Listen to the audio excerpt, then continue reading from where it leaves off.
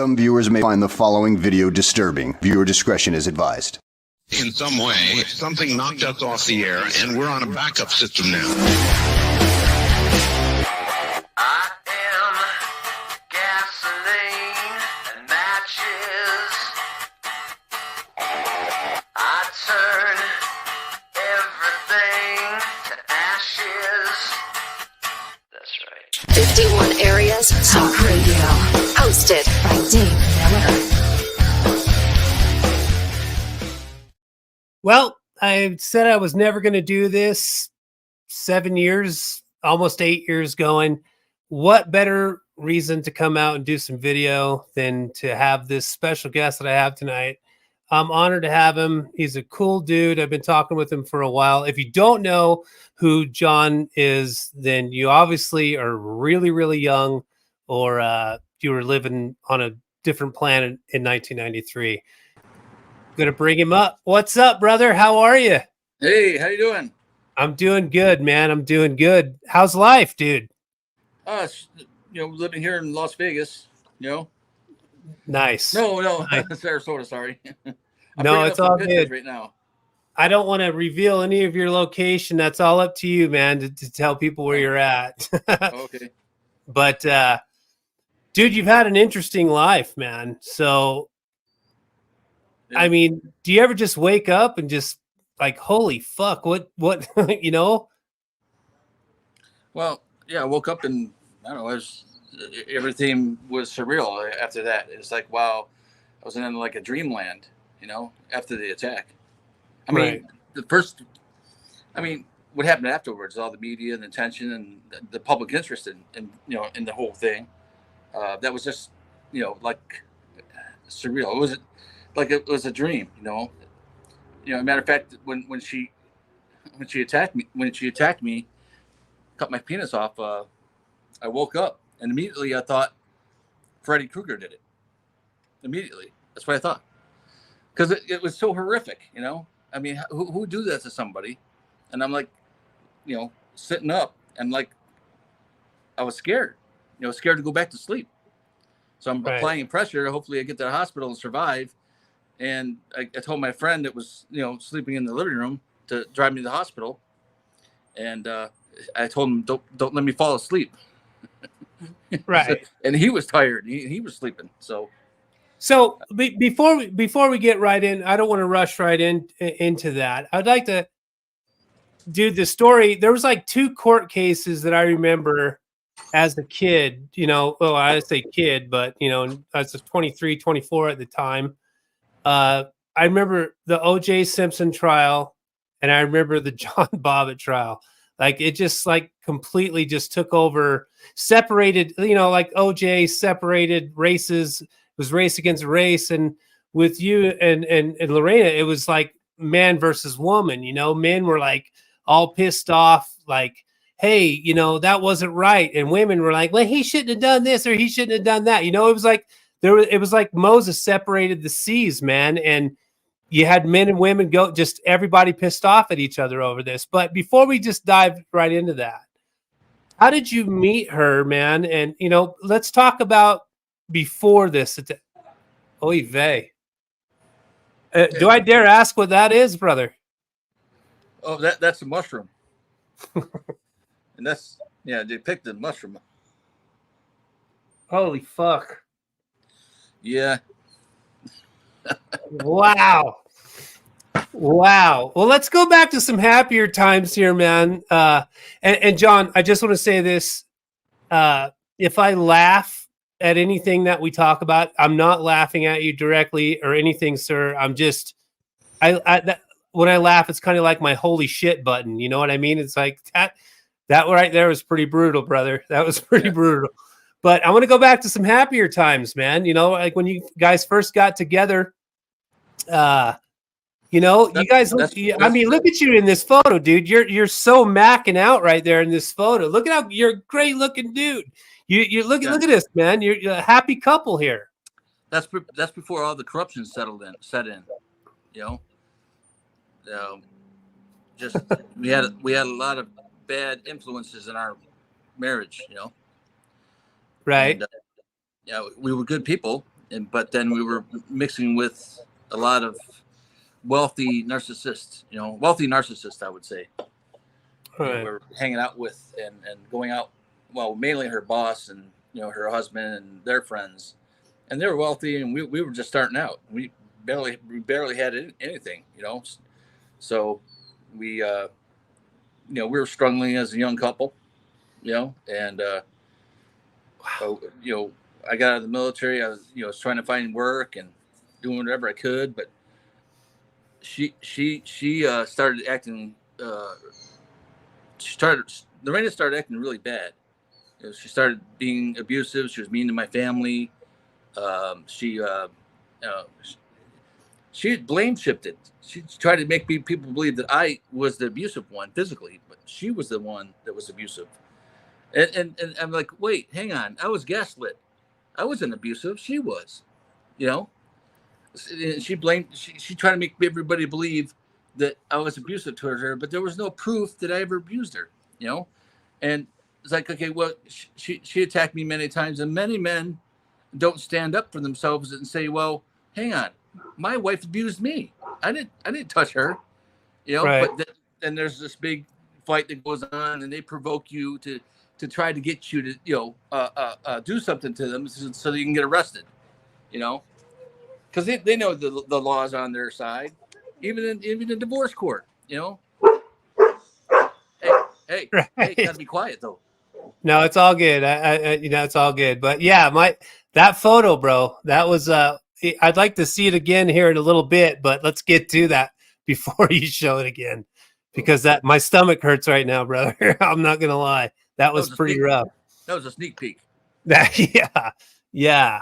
So some of the stories were she was saying that you were cheating on her all the time, just being Well, uh, yeah. look at you, dude. I mean, you're a good looking young lad, dude. Look at this guy. He's got chicks all over the place. Well, yeah. The thing was, I was having an affair with college girls when we were separated for over a year. I left her for over a year because she was just mean to everybody in my family, and she stole from her boss, embezzled money. She stole from stores. She lied, and she just got real mean and nasty.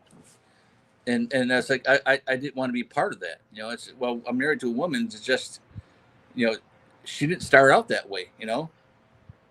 And I left. And So how long into the relationship before things started to go bad? How long were you guys together before things got bad? I would say when my brother Todd stayed with us, we had an extra bedroom, and he stayed with us, and it got bad because he had problems with drugs, and he wanted to try to get away from the environment he was in by moving from New York to Virginia. So we tried to help him out, and he didn't change, and it caused some problems, and it was my mistake, that he was there and he was causing problems for us. So I called my dad and told my dad to come get him, and he got him and brought him back home. I have 5 brothers, and he's the black sheep. Everybody's always been trying to help him, so, but he's doing good now. But he has, no, he's not doing good. He has cancer. So I'm sorry to hear that. He's got fourth stage lung cancer. Wow. And he just battled with rectal cancer, and just, I don't know. It's just, he's a good guy, but he's been in and out of trouble his whole life, and he caused problems with me and Lorena because we tried to help him. No good deed goes unpunished. Right. So, yeah, and then. Well, I mean, speaking of you, I mean, you guys are a really good looking couple, man. You guys looked like you were really, really happy. Yeah, we could have. You gotta take her inside. It's all good, man. Camera. If people can't handle dogs barking, they'll deal with it.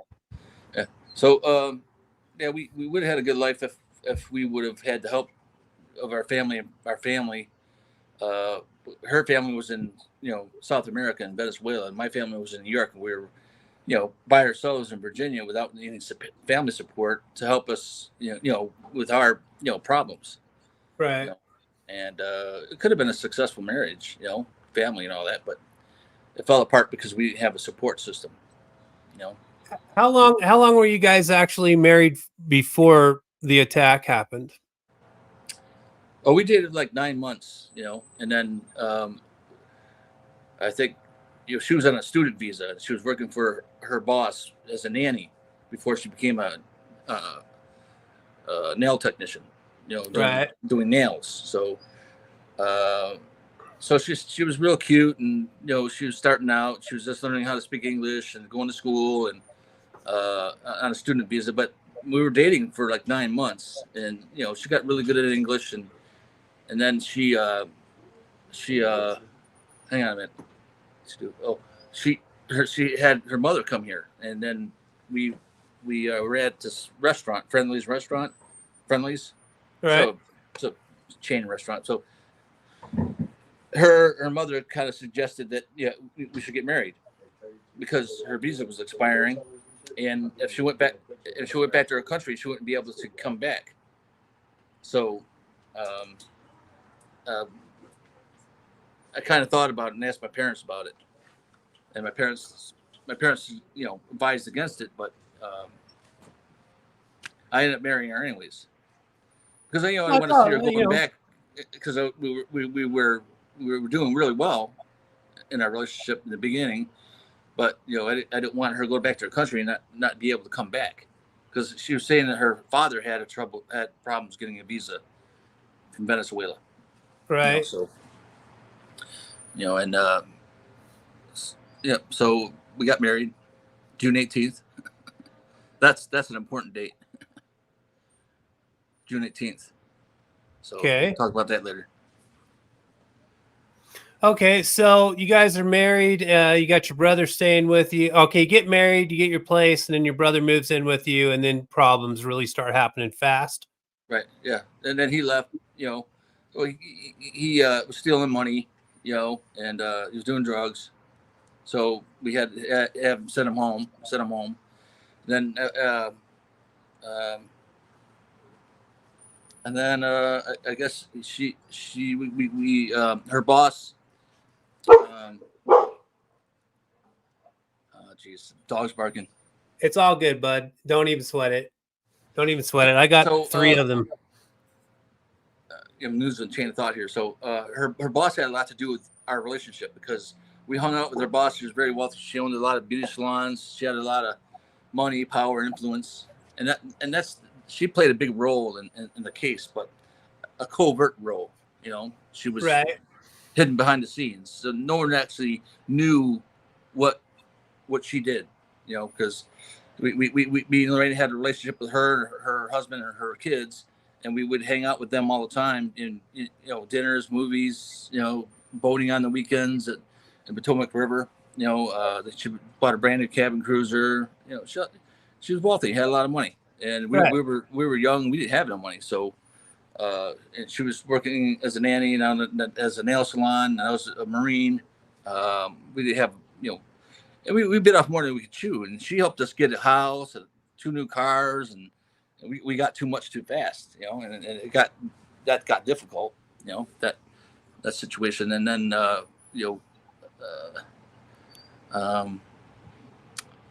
and then she embezzled money from her boss, the lady that helped us out, that we hung out with. We were good friends. We're like family. And how can my wife steal from her boss? I mean, you'll bite the hand that feeds you. So she found out that she was doing this.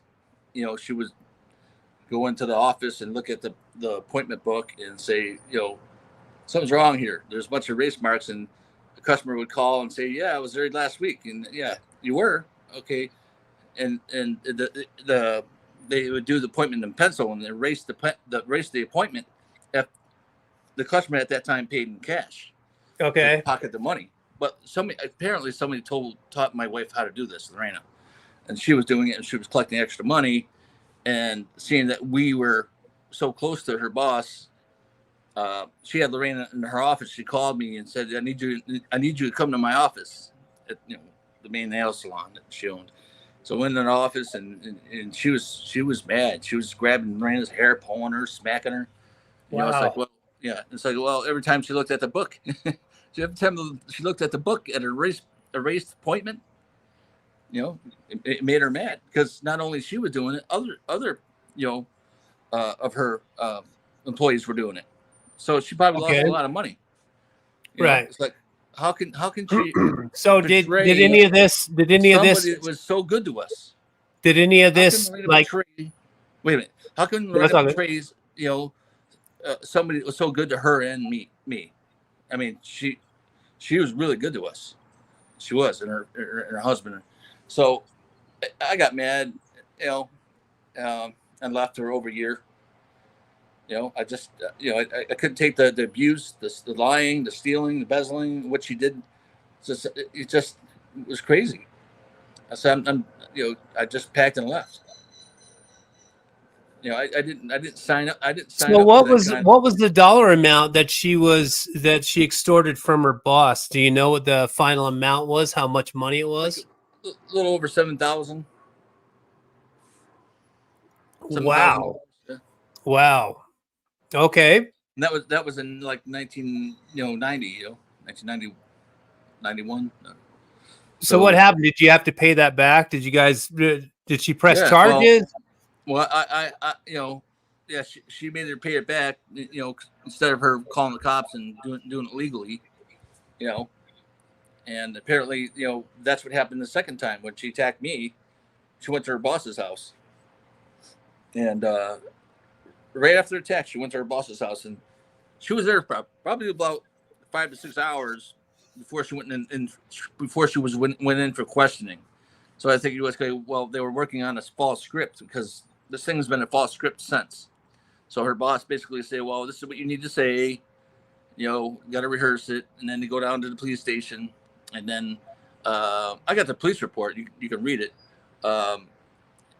She wasn't staying on script during the interview. She was incriminating herself. So her boss was like, was present during the interview. The police, so she probably gave a we're done here. Got to get a lawyer.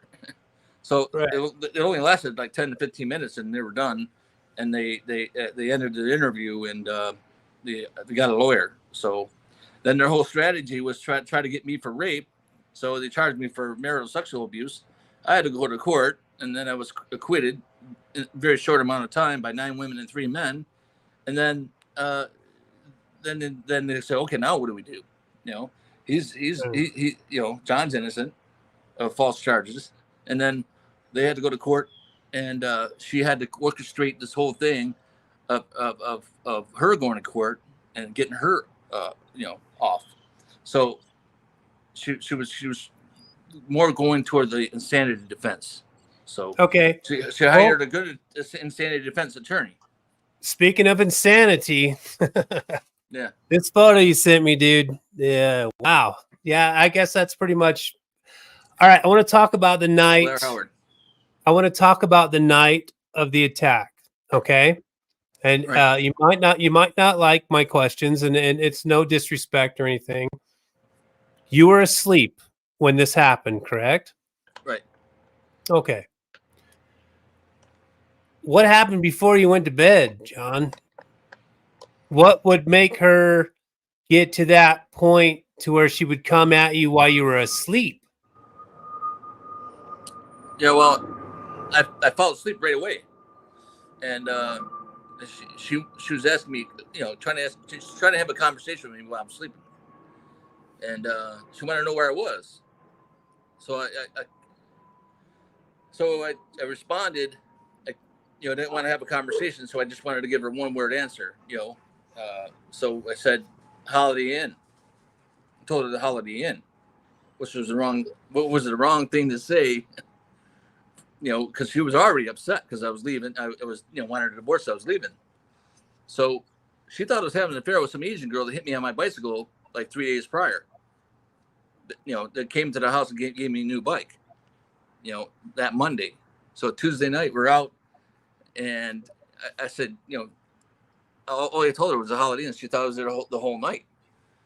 But we just stopped there. That was our first stop, and there was supposed to be a band, but it wasn't there. So we went to a couple other places, and then we got tired and went to Denny's, had breakfast, and went home.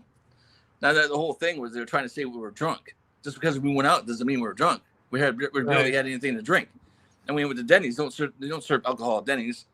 We had breakfast, coffee, and that was proven that we were at Denny's. We went home, went to bed. We were tired. But she assumed, I'm leaving her.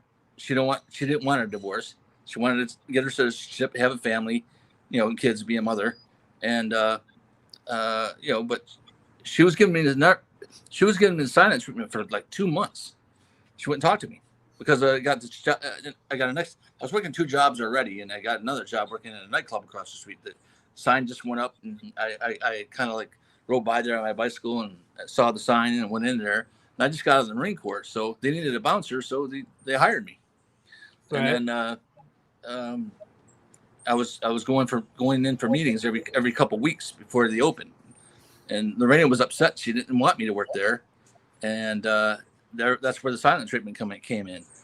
And no one knew this, even me. I didn't even know because I went through a lot of trauma because what she did to me, and I couldn't think and tell the story the way it should have been told. That I was working in a nightclub. She said she was going to spy on me, and that was June 18th was the grand opening. That's when we got married. This is the 4th year anniversary. The place opens, and I already broke up with her. No, I didn't break up with her. I broke up with her Friday night, the grand opening of the nightclub. Girls were flirting with me, give me their phone numbers. I didn't ask for that. I was just doing my job. And if she was there incognito, so if she's seen that, that would have pissed her off. And Saturday night. Right. So 2 nights I worked there, and she didn't want me to work there. That's a big the Asian girl that hit me on the bicycle. She was young. She was pretty. She was 19 years old.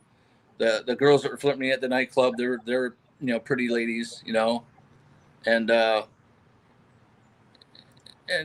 she was just very possessive, very jealous.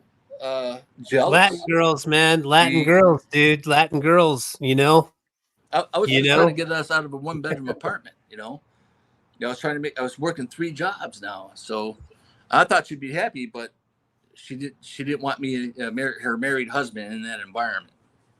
Okay. But no one knew that. They kept that. They suppressed that. They didn't want the jury or anybody knowing that. So she's trying to talk to you this night, and you're exhausted from working 3 jobs, and you just fall asleep in the middle of the conversation with her. Well, yeah, I was just so exhausted, extremely exhausted. All I wanted to do was sleep. That's how tired I was, because we worked all day, then we went out all night. You're up for like almost 24 hours, and you know how that is. You're out, you work real hard all day, and then you go out with the boys, and go eat breakfast and come home. You're exhausted. I mean, extremely exhausted. Right. You hit the bed, you go to sleep right away, and that's what it was. So we're gonna. No, go ahead, bro. So tired, I could. If I would have stayed awake, I could have talked to her.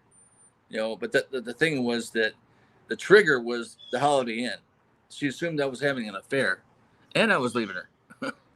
That's a double whammy. That's abandonment and infidelity. Two painful things, extremely painful things. That's the way you look at it. It wasn't this mysterious abuse that she says. She don't want people knowing that it was abandonment and infidelity that was the reason of the attack, and that's the way most women do it throughout history. Every man who had gotten their hot dog cut off, sausage or kielbasa, whatever, that was because of infidelity or abandonment. I studied all of them. I studied all the cases where from 1836 up till now. If you research it, it's all the same. It's because of abandonment or infidelity.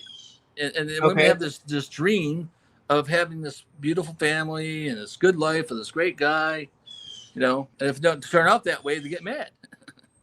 So, all right. So you go to sleep. And the attack happens.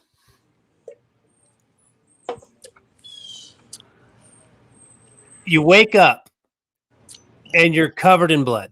You didn't feel anything. You nothing. Yeah, I felt some pain there. Yeah. I was running around like a chicken with my head cut off. I'm sure of it after the attack. But so it wakes you up. You're out cold, and she does this. She just goes to the kitchen, gets a knife, comes to the bedroom, and explain what happens. Well, I think she was upset that the abandonment and infidelity, and she got up, wanted to get a glass of water, and then came back into the bedroom, and she sat on the side of me, and she said, "You hurt my feelings. You did it again and again and again. Are you happy?" I didn't hear her say that. That's her testimony. So I didn't respond to it. So I'm sleeping. I mean, how can she know? She's working herself up to do it. You know what I mean? So she cuts it off and runs out the door and drives down the road and throws it out of a car window, like an old empty beer can. Now, in the very beginning of the cast, you showed what you called the mushroom. Would you show that again? Would you show that again? Oh, mushroom. Oh, am I allowed to? Yeah, go ahead, brother.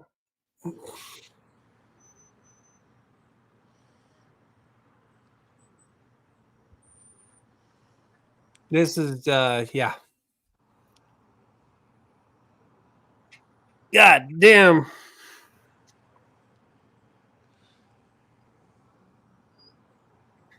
Holy shit. Okay. Okay. Okay, yeah. Okay. So the tragedy of justice. What women that's get away fucking with? rough. What women That's get away rough. with? That's rough. Okay. So she drives off and she throws. Well, she cut it off, and then she got up and threw it over her shoulder, and I heard like a loud grunt. She said, "Damn, this thing's heavy." So she throws it out the window. Damn, this thing's heavy. Okay, I gotta go. I'm trying not to laugh. So she throws it out the window. She goes to her boss's house. All right. Holy shit, John! Those photos are hardcore. She threw it out the window. You know why it took? You know why it took her so long to throw it out the window? Why? Because it was so heavy. She didn't have the balls. Okay. She didn't have the balls. Okay, so she throws it out the window and she goes to her boss's house. Right.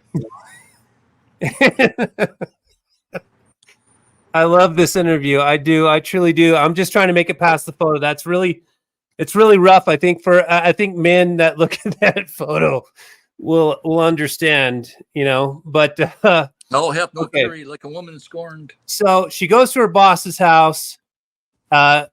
You're at home. You're applying a tourniquet to yourself. Yeah. Is that what you did? Yeah, applied pressure and went to the hospital. Okay, yeah, your buddy drives you. Okay, all good. Oh, stay in here.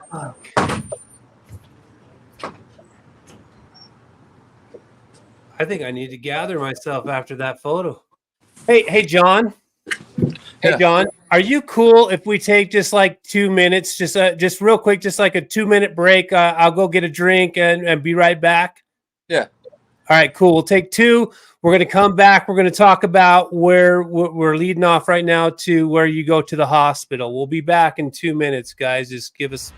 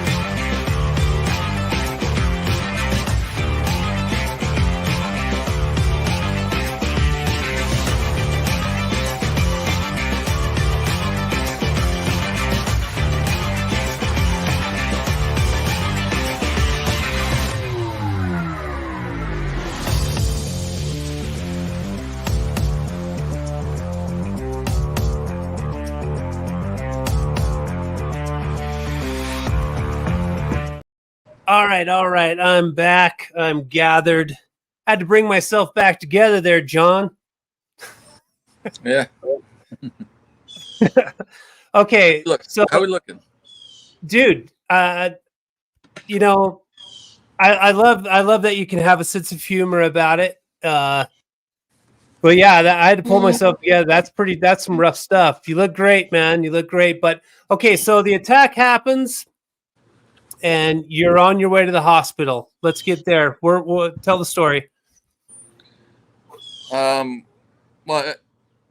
I knew the area well, and I woke my friend up and told him that I have to go to the hospital, and he thought I was waking him up to go to work, and so he went in and brushed his teeth, and then he saw the blood and all over the place, the carpet, walls.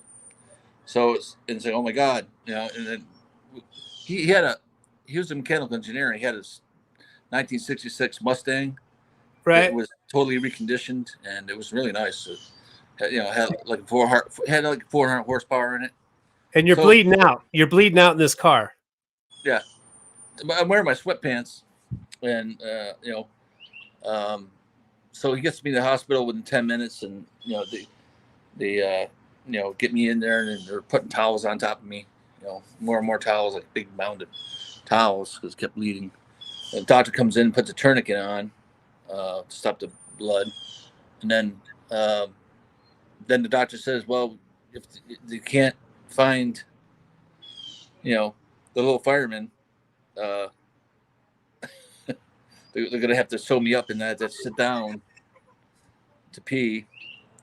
So at that point I was like, okay, well, I might as well kill myself. That's what I was thinking. I was thinking, like, I was looking for a way to self-terminate. So I think that's what it was all about. So Okay, so we got the cops out, and the cops are actually looking at this point for your penis. Right. Okay, this is the part of the story that really is going to be hard for me to explain, but it's true from what I understand. The cops actually located your penis. Well, they had to catch up to Lorena. They caught up to Lorena, and they said that she had to tell them where it was, or she was facing definitely 20 years if she didn't tell them. If she didn't tell them, then that would have been an automatic 20 years in prison. Wow. So she told them, and then it was successfully reattached, and then. Okay, but she tells I think her whole motive was, she wanted to kill me, but she didn't want the responsibility of murder. She didn't want the consequences of that. So she thought, well, if she cut my penis off, then I would kill myself, and it would just be a one-sided story.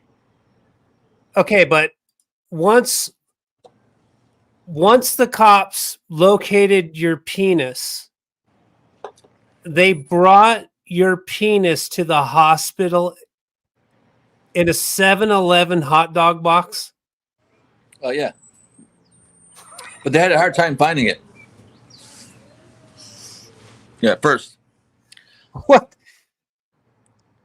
Well, because one of the cops got tired and sat down, and his buddy said, hey, you're sitting on it. It was like a big log. They had a crane on top of a flatbed,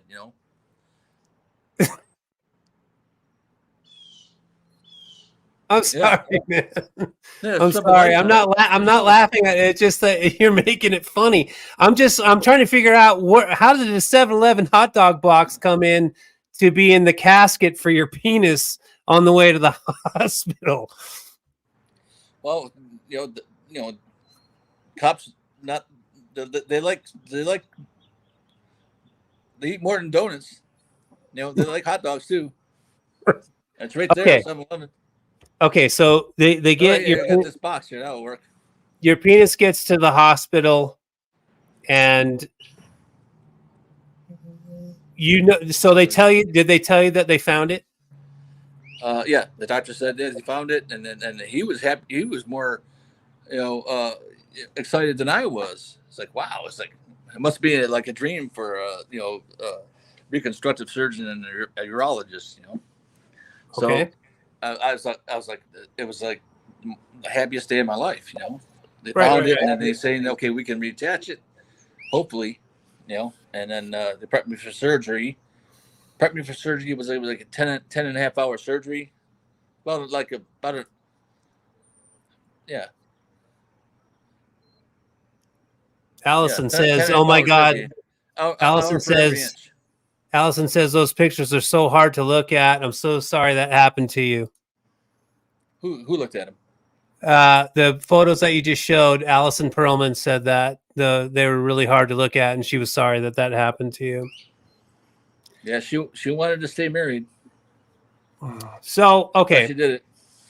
so they have your penis in the hospital with you.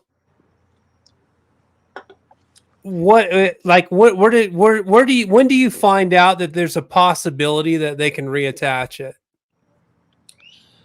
When he explained that they can surgically, reattach it. They prepped me for surgery, and he said it was in good condition, and it was a clean cut, sharp. She used a play knife. It was like a 12 inch blade. I saw the knife. The knife, yeah, definitely 12-inch like, blade. yeah, straight out of a horror movie. Yeah. Okay. So, what did he tell you your chances were of it actually, being fully functional and stuff? Did he give you those odds and stuff right away, or you just didn't know? No. He was optimistic, but that's the doctor. Right, right. Wow. Doing it right there. You go. That's one of the doctors. Right. So he's optimistic that the surgery was going to be a success. And how long after the surgery? I believe I on the Stern project that they said that like 9 days later you got up and you used the bathroom. Yeah. Okay, explain that. What was that situation like the first time you walked to the bathroom after you'd been reattached? Who's that you showing there? That's Devon. That's the girl that hit me on my bicycle. A few days prior, she came over to give me a new bike. But Oh, so that's the girl that this is the cause. Yeah, this is an older version of her. Devon. Okay. She's Vietnamese. She has people call her Devon, but it's she has a hard to pronounce first and last name. So what's the attraction to foreign girls, man? You're attracted to foreign girls. Well, I like because I lived in Japan for a year. Okinawa, Japan, in the military, the Marine Right. Corps, and they're nice women. I agree. They're traditional. I agree. I would say modern women. Modern women can be pretty bad. Traditional women can be good because they're properly raised by their parents and grandparents to be good women. Play your gender role. I believe in gender roles. Men be men, women be women. Men Right. do the men things, and women do the women things. I'm with you. I count too. Yeah, I count too. traditionally. And then Right. I don't mind helping out doing the women's stuff. Cooking, cleaning, changing diapers or whatever. It's all part of getting it done. Right. Right. Okay, so 9 days after the surgery, you successfully operate your penis in the restroom, and where do we go from here? Now the trial starts. Charges are pressed. What's going on? Well, we did some TV shows, stuff like that. That did Howard Stern. Did a lot of his radio, and he did a pay-per-view special for me. It's like a bunch of naked girls on stage. It shows, and I agree with you, Tug, 100%. Tug says, I'm glad he has a sense of humor about this so many years later.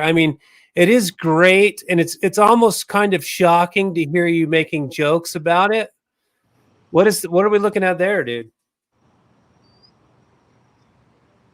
Wow. Can you make it out? That looks that yeah, I got it. I got it, brother. I got it. They're reattaching it. My They're God. reattaching it. Who took the photos? The doctors. Okay. It's all part of the evidence. I never realized I had that photo. Cool. God damn. God damn is right, Tug. I'm going to go ahead and post that one up too. Tug, I agree 110%. That is definitely a goddamn. Goddamn. Okay. I felt like the scarecrow, man, being all tore apart, you know. Here comes some more of my stupid questions, okay? Through all of this stuff that was when this was going on, you're in the hospital, your penis is getting reattached. Did you still love her at that time, man? Yeah, I did. I tried to. I think you did. I think you did, because one of the things that really surprised me about the case, John, is that through everything you didn't want her to go to jail, and that really it kind of cements that you definitely did love her. I think I said for a consequence would be deportation, you know. So I didn't want to go to prison or anything, but I think, you know, I understand why she did it, because I wasn't there for her. You know, I left her, you know, and I shouldn't have left her. I should try to work it out, but it was difficult. We didn't have, you know, our parents and our family to help us. We had, you know, this lady here. Is that the boss? Yeah, the boss. Okay. She the blonde. Oh, the blonde. She's a pretty lady. Yeah, she owned five beauty salons, and she had a lot to do with getting her off. She had a lot of power, influence, and money, and that's how it happened. They wrote a false script, and still today they stick to it. And you know, Lorena's on a smear campaign, make me look bad, like I'm the monster, and she's innocent. Like, who's the monster here? Did you see those photos of what she did to me? Right. She's the monster. So here you are in the healing position. That's reduction. That's reduction? Yeah. Okay, we'll get to that. We'll get to that too, You're bro. getting ahead of yourself, David. You're getting ahead of yourself. Sorry. Holy shit, John. Okay. So we should go out drinking one of these days. We should. I'd love to throw a line. I'd love to throw a line with you, brother, for sure. We can get half cocked. Hopefully the bartender won't cut us off.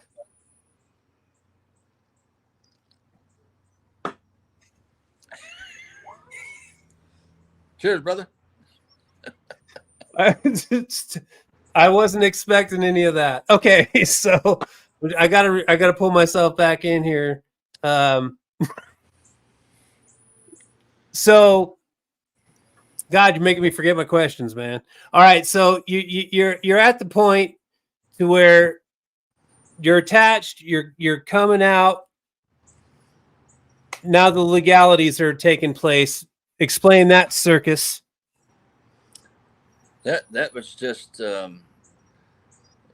we didn't know what hit us, me and my family. It was just a lot of narcissism, a lot of, you know, cerebral narcissism from her boss's perspective. I mean, she orchestrated the whole thing, and she wanted to use same prosecutors to prosecute both cases because she knew she won them over. She won the prosecutors over. So the prosecutor tried to prosecute me for marital sexual abuse, and they had the jury trial there, 9 women and 3 men, and Lorena lied. Everybody lied and made up stories that weren't true in my court case, and it was found out that, you know, she cut her panties with scissors. You know, they found that out. You know, so, right. I remember the day that the jury came through, and I remember seeing you walk out of the courtroom, and it was probably since the beginning of the story of what had happened and all the separation and everybody being at each other back and forth, it was probably the first time I saw you smile. Yeah. Well, the thing is that they made up stories that weren't true, They lied, and it didn't seem to matter at all to anybody. Like she said I came home and raped her on a Friday night. But my boss came in to testify. I was at work. You know, Okay. So and through it all the just physical, one lie after another. You know, through all the physical stuff, through all the physical stuff between the two of you, I understand, you guys are in your 20s and you're young and very passionate. If you're not fighting, you're in the bedroom together. Did you ever hit her, man? no, no, Never what? once. I would hurt her. Well, I mean, yeah, obviously you're a big dude, so I get that. But, I would hurt her. you know, going back and forth, there was never no contact between you both at the same Well, time. She hit you, well, you hit her back. well, if she attacks me, jumps on my back or starts hitting me and stuff and gets mean and nasty and throwing things, stabbing me with a fork, trying to run me over the car or whatever, I don't attack her. I defend myself, but I don't hit her back. Okay. What can you do? You can probably, you know, avoid being hit by, putting up the arms and blocking some punches and stuff like that. But uh, that's basically what happened, or I tried to seduce her or you know, All right. Well, yeah, I mean, grab her yeah. or grab somebody from, grab your spouse and try to try to stop them preventing from hitting you, All right. uh, but yeah, she was violent. She beat up her mom. She beat up her mother. She beat up her Wow. mother. She had to go to court. So, But were her there mother any dropped the charges.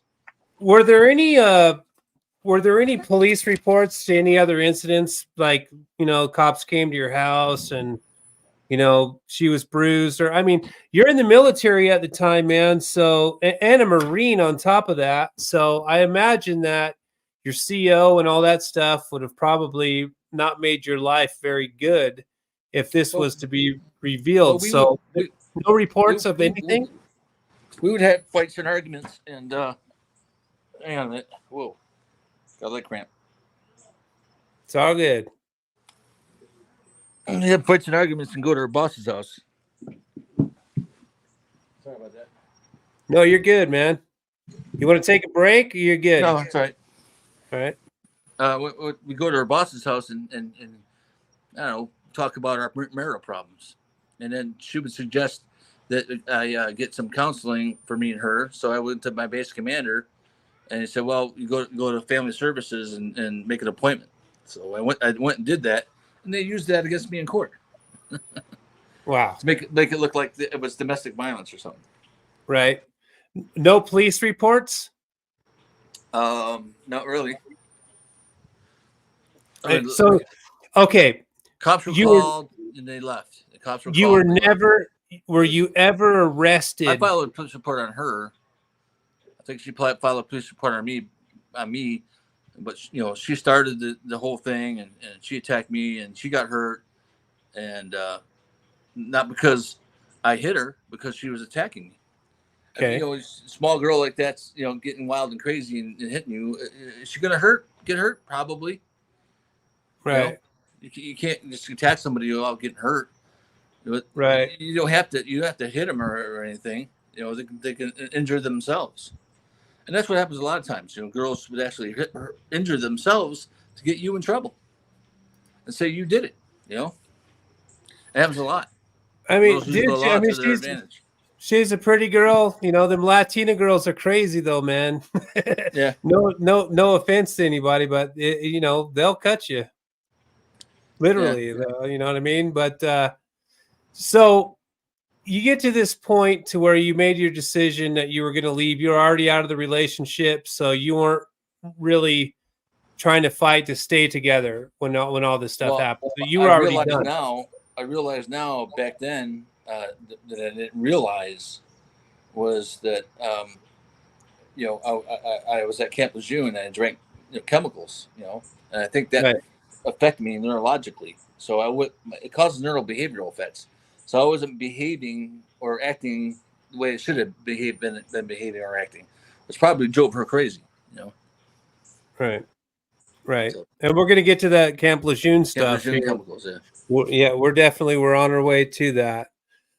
So, all right, let's get past all the trial and everything. She's found not guilty on reason of insanity. You're found not guilty.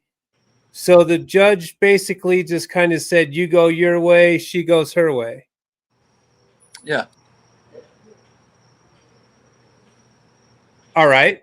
So at this point, when do you realize how famous you were getting and becoming at the time? When do you realize, holy shit, I told you this when we first started talking, that I have actually ran into you twice in Vegas. Once was at Club Rock, and ironically, the second bar was called Area 51. It was at a LA Guns and Lynch Mob concert. And at both places, I swear you probably had 7 to 10 beautiful women surrounding you. I mean, they were just like magnets to you. Oh. When did you realize that this was happening? That when you started to go, wow, this, I'm starting to pull them in. Yeah. Was it? What year was that? About. Geez, man, the Club Rock one, my band was playing there, was probably 97, 98, maybe 96, 97, something like that. Oh, okay. Yeah. Yeah. It's doing adult conventions and stuff. And Yeah, there was no chicks by the stage. They were all at the bar with you. Thanks, yeah, Joe. we're doing AVN, Adult Video Network, at the adult conventions every year, and then we would go out to parties and get limos and stuff like that. So all the girls from my movies, like 5 years straight, would do that. So it'd be like 95, 96, 97, 95. So you get into this situation, 94 to 98. Dude, I mean, all this stuff happens. What was the phone call to get you involved into doing adult movies? What the fuck? How did this happen? Who was it that contacted you about doing porno? I think I went to some party as that Wet and Wild, Playboy Wet and Wild. Called Playboy Wet and Wild party. The Playboy Playmates were there, and Hugh Hefner, Ron Jeremy, and a bunch of adult stars. And I went there with Latoya Jackson and my manager. Latoya Jackson was married to my manager, and we went to Las Vegas. Like Mike, you went to the Playboy Mansion with Michael Jackson's sister, dude. Yeah, that's awesome. I've actually seen her in person too, man. Holy shit, she's hanging out with her, and then we were approached by Ron Jeremy about doing a cameo, and then it got to where, okay, why can't we do a story version of adult version of my story? So we did it. It was kind of corny. It wasn't a detailed story, you know what I mean? It should have been more detailed, but I don't know. I was just having too much fun with all those girls, you know. Right. Which probably made Lorena mad. So you brought up somebody's name, dude, who is an absolute predator, man. Ron Jeremy was like busted down. What are your thoughts on him and what his fate was? I think he's a victim of the Me Too movement, and a bunch of radical left women that are trying to get him in trouble for something he didn't do. You don't think he's guilty for anything? No. Everybody knows Ron. He wouldn't do that. It's just narcissistic women trying to make people believe he did something that he didn't do, because when women who had recently had sex with him,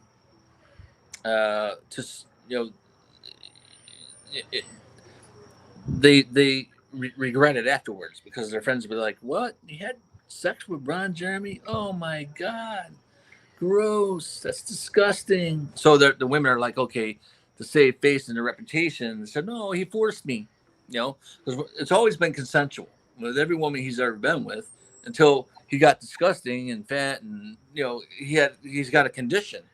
He's got a certain condition that he got worse over time.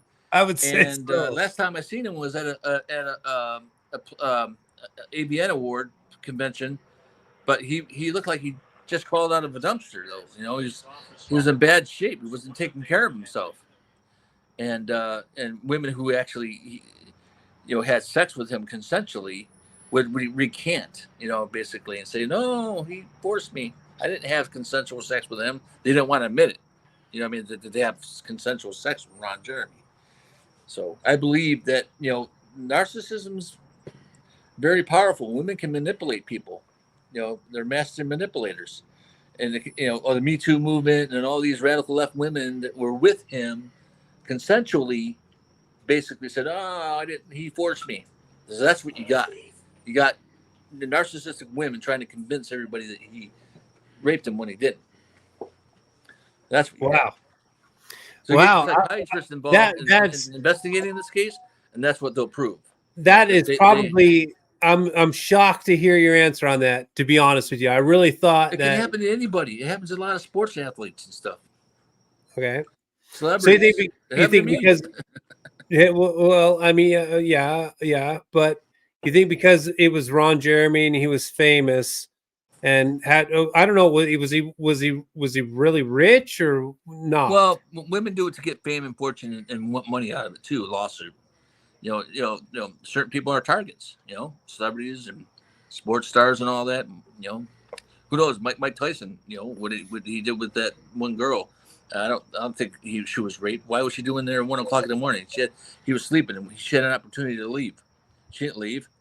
She stayed there. Then she said that he raped her. I think he even said he raped her, though, dude. Well, who knows? It must have been high. He's a strong guy. Maybe right. Gaslit and thinking that maybe I did rape her. Maybe I didn't. I don't know. I'm confused. I was high and I had sex with her. Right. Maybe I was a little too forceful, or maybe because I'm a superior athlete. I'm very strong. Maybe I was a little too rough.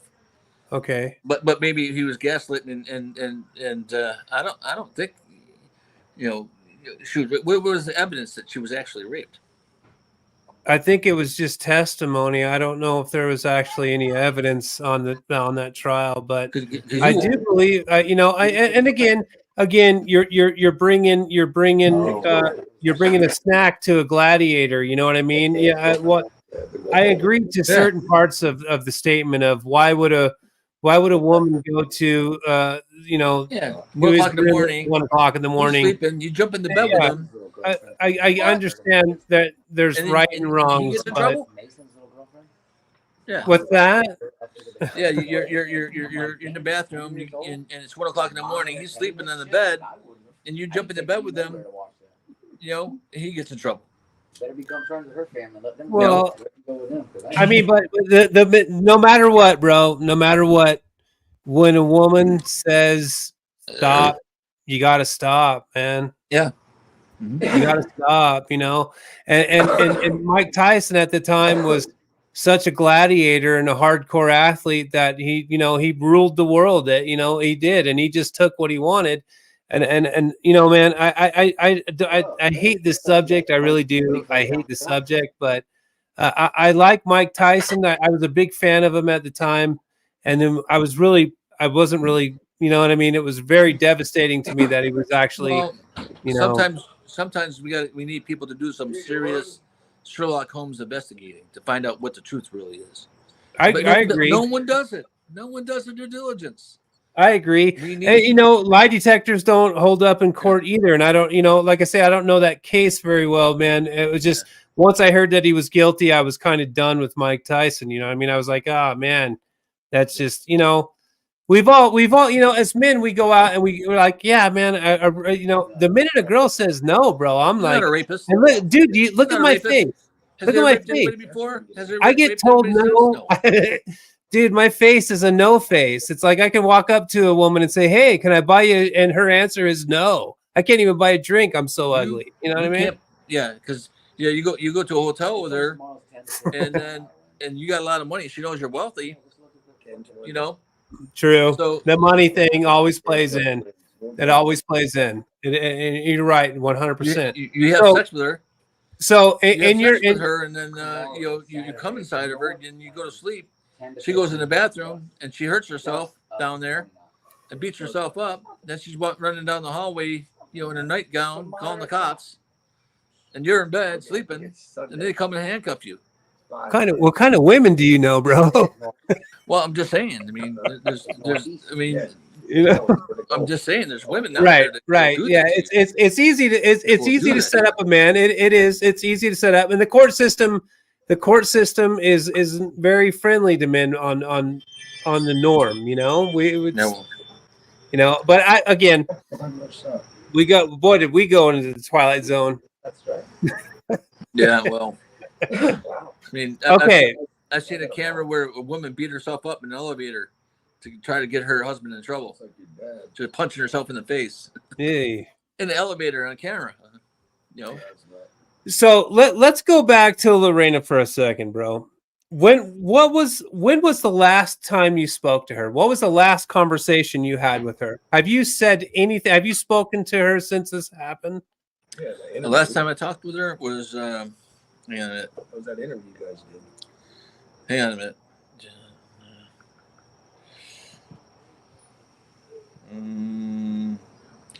Hang on a minute. No, it's all good, dude. I understand. You got to think.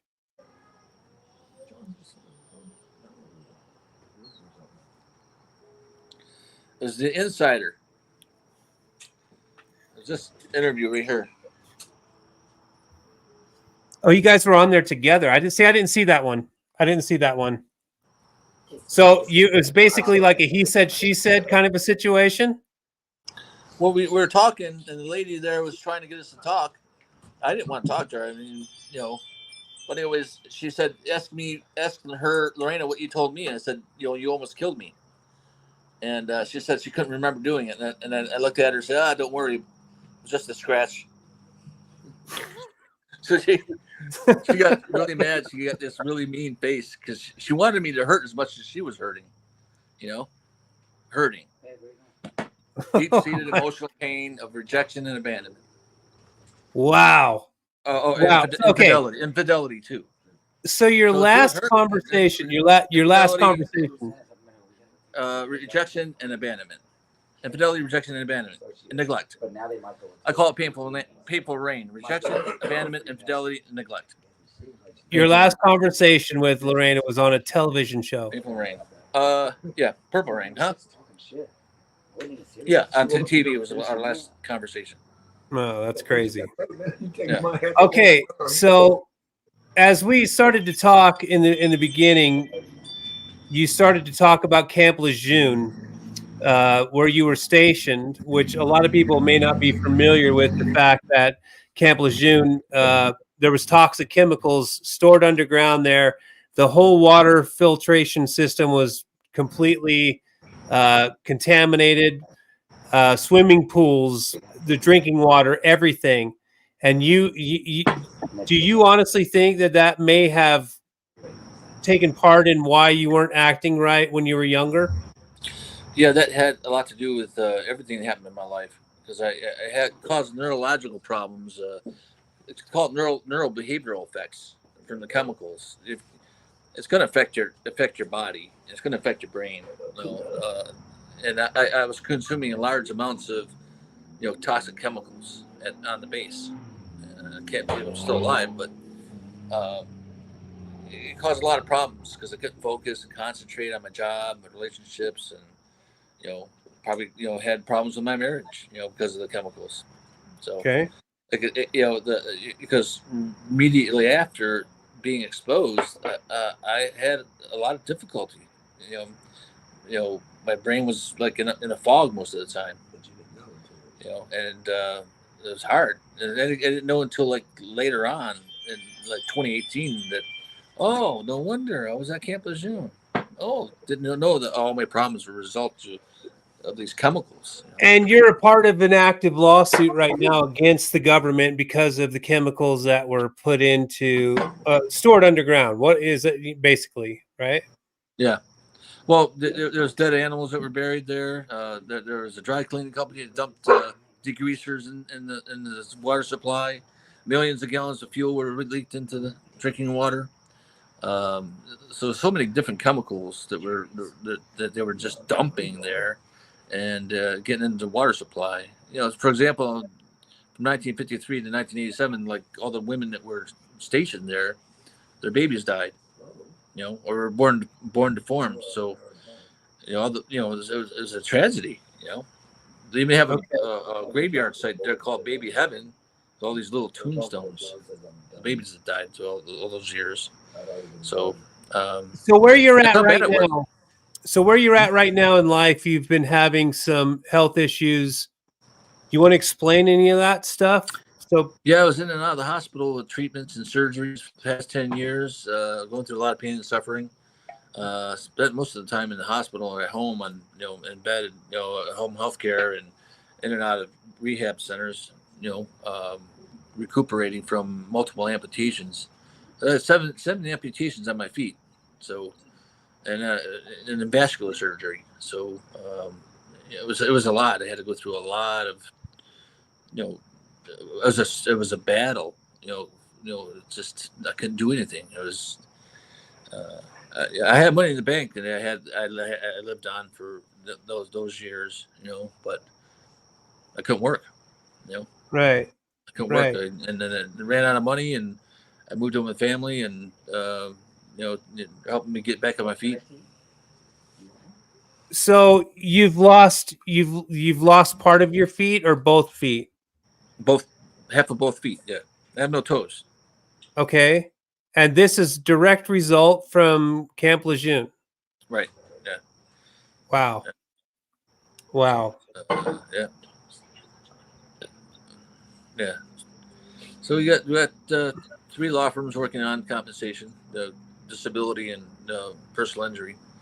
So, they signed the bill in August of 22, the PACT Act bill, to compensate people who have been exposed to toxins like Ancient Orange and burn pits, and Camp Lejeune. So they finally admitted after 40 years that they were covering it up. The Right. Camp Lejeune thing. Right. Yeah, the water tasted funny, and they were like, oh, don't worry, it's just minerals from the nearby mountain. Right. Right. Right. So how long was you stationed at Camp Lejeune for, man? Well, 6 months, 6 months total. 3 months of water transport training, and then went to the base swimming pool. Worked as a lifeguard for another 3 months, waiting on transfer overseas to Okinawa, Japan. So 3 months, 6 months total. Right. Yeah. So So you said earlier that and the reason that we were even linked up was we have a mutual friend together, Dave. Yeah. Dave. You guys you've been staying with them for a little bit out there, and I was he mean, gone? No. yeah. But these people have been very protective and guarding you. Yeah. Are they like the best family friends that you have, man? Because obviously you need people around you, right? Yeah, they're better than my real family. I mean, I grew up in a good family, but I was adopted, so I wasn't treated as like I don't think I was treated as like their real son. But I mean, this is a good family, a real good family. I mean, Right. there's a lot of love, and everybody's close. Right. And it feels like I'm at home with my real family. Dave and Dawn, they're good people. I'm friends with their family as well outside of you. With Frankie, I've since '89. You know what I mean? I've known about these guys, and they've been great people the whole time. So it's great to see that you do have a support system. I want to ask you a couple more questions. Do you feel, and this is on the positive of what we just talked about having Dave and Dawn there for you. do you feel like people try to attach to you because of the fame that you've had from this crazy life that that you were tossed into? Do you feel like people are trying to take advantage of you and just want to just say that they hung out with John Bobbitt instead of actually knowing who you really are? My ex-wife, yeah, Joanne, she was taking advantage of me by trying to use my name to further her modeling career. And Dave and Dawn knew who she was, and Dottie Brewer too. Is that this photo here? Did this chick write a book about you? This Dottie Brewer? Yeah. I was with her for a week. We got married, and then I left her. I told her I was in love with another woman. So she asked me to marry her. She came to Vegas. We got married at one of those express weddings, and I don't know. I think she may have just done it to sell a book. Right, and I'm sure it was in the top 10 right away, right? Yeah, I'm not sure, but yeah, it's a good picture though. Yeah, well, of you it is. Fuck Dottie Brewer. We're gonna get her. But I mean, so what seriously, what I'm saying is, like, do you feel? I mean, outside of Dave and Dawn, can you trust anybody, man? How do you trust people? How can you call people your friend when people are like, okay, let's talk about Stern. Is it all right if I bring up Howard Stern? Yeah. Oh, I just want to say Dave and Dawn defend me. Dave defended me last night. You fucking bitch. Bitch slap your ass. Yeah, that's true. Bitch slap you. But somebody was talking shit, so Dave stood up for me. Well, sometimes people get what they ask for. Dave's a scrapper. You can't fuck with Dave. Yeah, he's like a hockey player. So let's talk about Stern, dude. Okay, and help me understand this. And let me say this. I'm 53 years old. I've made it my whole life. I've never had a discussion about another man's penis until this conversation. Yeah. So I'm on uncharted waters here myself. You know what I mean? But okay, so you had the penis was reattached. All right. Okay. And then where do we go to Howard Stern for a penis enlargement? How does that come about? That was at my first movie, Uncut, John Wayne Bobbitt Uncut. So there were some guys doing surgeries to make their Johnson longer, thicker, and some of the guys got really messed up bad, and that ended up one of the guys ended up killing himself because it was botched. It was botched and it got ruined, and it's crazy. I don't know. I must have had some balls to do something like that. So I mean, I just had my penis cut off and they're making it bigger, but it worked. So you go Howard Stern. I watched the show where he did the New Year's Eve thing or whatever it was where you were on there and he was, let's help John out and get him in. So you get a penis, you get a penis enlargement, and it was too large. Yeah, too large. Too large. Like how large is too large? First was with Tabitha Stevens, and we had sex for like 4 hours straight, and she got sore, and then she was sore for like 2 days after that. But she took it like a champ, man. She did. She took it like a champ. I mean, she enjoyed it, She got sore for a little bit. One time I had sex with a girl. It was a stripper. She was like 20 years old, and it was like 12 hours. We were going at it for 12 hours. We took breaks, but she got sore and she time out. Yeah, but she enjoyed it for some. She like fell in love with me after the 12 hours of session. Okay. So you get a penis enlargement, and what makes you decide to go back and get a reduction? It was too big. So I was with the girl. She was like about 4'11" and 4'9", weighed about 90 pounds, and it's just too big for her. It's like stuffing a turkey, you know. So you got a penis. Gotta have some balls, maybe. Gotta have some balls. Grab my straw and suck all the baby grape out of my coconuts. Oh yeah. You just Oh my god. okay. So Can you handle it? Hey, baby. Hey, Dave, how's it hanging? Not as big as yours. holy God, holy God. So it was like okay. So you were with a small woman, and that's what made you. That's what made you decide to get a penis reduction was because you were with a small woman. Yeah, she was a little Italian girl. It's like couldn't handle it. It's too big. And so you go back to the doctor, and okay, let me bring this up. So we're going to reduction. It's like it's ridiculous, you know. There's the reduction, right? Look at that, Drew. Look, that's my reduction right there. That's my reduction. I had to get Dr. Berman to make it smaller. That's my reduction right there. They had the doctor to put it back on. We tested and all that surgically. He did the reduction. Same guy. We're good friends with the guy. Yeah, good friends. Real skin and shit. Yeah. Same thing. It's my penis. But it's transformed. So your shit got sewed back on. Yeah. Sewed back on. Then they made it bigger, and thicker, and then they reduced it, and they had a reduction. I never seen this shit. I was trying to. Went back to normal size. He'll whip that bitch out. Sorry, everybody's asking me questions about the pictures. Sorry, It's all Dad. good. It's all good, man. We're moving Didn't mean to cut along. you off, man. No, it's all good. It's all good.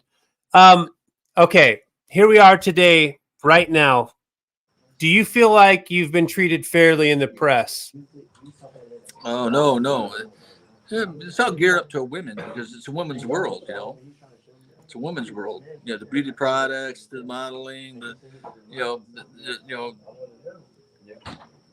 the one that they're the one that spends all the money. They're the one out there spending.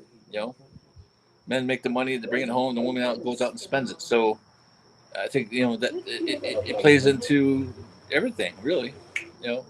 Women are protected, and Hollywood, and all that. No, I never like 14. Okay, so the answer is no. No man's gonna get a fair shake. Okay. We're expendable. We're disposable. Men are. Do you feel like you've done your best? Do you feel like you've done your best to tell the story, John? Do you feel like you've done the best to tell the true story so you do get treated fairly? I think everyone should treat everyone fairly with love, care, and respect. That's what I think. Right. Everyone should get a share amount of love, care, and respect. Like Rodney Dangerfield comes home and is like, "Hey, I get no respect." Right. Like, yeah, get no respect. I mean, men work hard and provide the life and protection and support, and, provide and all that. And I think Right. back in the old days, the men and women, the kids and the dogs were like, "Wow, Dad's home," But now it's like, "Fuck you," Right. So So that's the modern world. It's not the what's next for you, man? What's your focus in on right now? What are you focused in on right now? What's your future for you? What do you want for yourself? Educating people on the red flags, basically. Been studying a lot about psychology and all that, and all the different types of. Because psychology has just only been around 150 years, and they still don't know about human behavior. The good and bad. It's complicated. It's real complicated. So I'm trying to figure out how to explain, all the different types of narcissists and different types of tactics. And people should know all that. So I think they should get some sort of platform where people can learn all that stuff. Right. They're familiar with the red flags, so they don't get hurt. And the mothers and fathers can say, "Okay, listen, son, I know a little bit more than you do." Especially after I studied, this program about, the different. There's so many different types of bad people out there, scams. You know, I think that there needs to be more love in the world. More love. That's what we need. Do you think it's There needs to be more possible? love in the world. I think that's what we need most of. Is also is what we don't give enough of. Is love. Do you And I think it's we have to work possible, on that. John? Do you think it's possible with everything that you've gone through? With everything that you've gone through, is it possible for you to actually find true love again? Yeah. Only if she meets Yeah. my requirements. Yeah. That's Don. Was that Don there? Yeah. She has to provide the application process for anyone. Right. She's reading that. They have to pass the application process. Is that something that you want for yourself, John? Do you want to settle down and just chill, man? Yeah. Everybody wants someone, companion. Yeah. Right. Okay. Here's a question, man, for you that I don't mean to Life partner. I don't mean to sound disrespectful in any way, and I hope you don't take it the wrong way. But do you think that at any time you ever became addicted to the attention that you got over this case? Do you think that the attention was something that you were really attracted to and you liked? Yeah, in the beginning, yeah. There's a lot of baby! limelight. Stop. She really appreciates the podcast. But anyways, yeah, it got really hectic. No, that's just ass. I mean, I gotta admit, I enjoyed the attention and the limelight and the all the favoritism, and it was fun for a little while.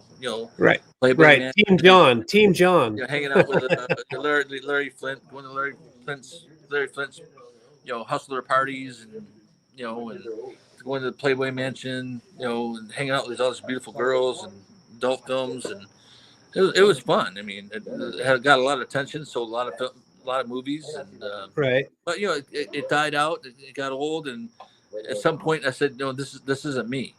This is not who I am. So I had to go back to innocence, so basically who I was in the beginning. And that's where Dave and Don come in, right? They keep you grounded. Yeah. They keep me from away from the evil, evil people of the world. Right. Lawyers, politicians, bad girls. Well, John, I'm gonna cut. I'm gonna cut. I did not even mean to say that, dude, but I did. And that's you can just reach through the screen and slap me. But I want to cut it. I want to cut it here because I would love to have you back and just for a round table of future discussions. You know what I'm saying, brother? Yeah, we can do a couple other segments. I don't want to wear out my welcome. I know you guys are having your night and wanting to do your stuff and get your chill on. Night.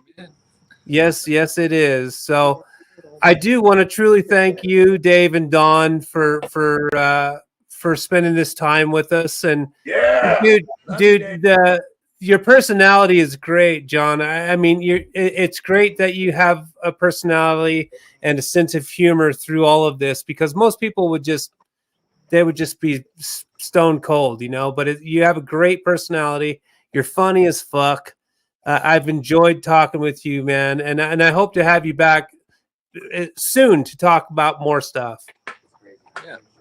There's probably a lot to discuss, Yeah, absolutely. Absolutely.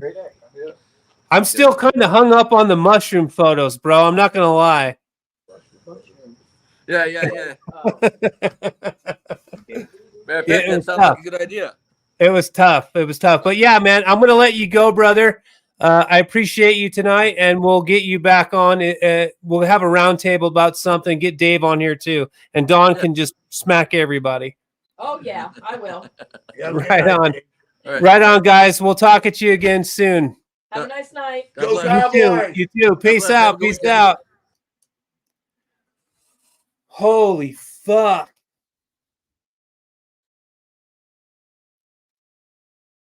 I mean, this guy's life is like an e-ticket ride to Disneyland. Back in the day, they used to have to get tickets, you know. And the e-ticket was the best ticket to the best rides. I'm certain if he wrote a book, it would be a movie. It would be a movie of like a Van Wilder kind of a situation, to where he takes you through, and you hear him talking about the people that he's hung out with, LaToya Jackson, fucking Larry Flint, going to their places and hanging out and doing what celebrities do, getting down. You know what I mean? They had a good time doing it. I honestly believe that this is a good dude who has been through some really shitty situations. I mean, it happens to everybody. Now listen. I know that I'm going to instantly be canceled. People are going to cancel. Don't listen to him, blah, blah, blah. I'm not taking sides on men versus women and women versus men, especially in this day and age where everybody's trying to be something else. And the one thing that people aren't trying to be is real. And how I feel tonight is I feel like I had a conversation with a real dude. He's gone through his life, a roller coaster of emotion and just insanity. And he's a good dude. He's a good dude. I cannot say anything negative about him. I don't want to say anything negative about him. I think John is a cool dude. And he's going to come back. So I hope you guys enjoyed the cast tonight. I hope you, I got a weak stomach, man. When I saw the mushroom photo, I had to go to the bathroom. I'm not going to lie. I'm not going to lie. It was tough. Wow. Was it tough? Good peeps. We'll see you guys on the next cast.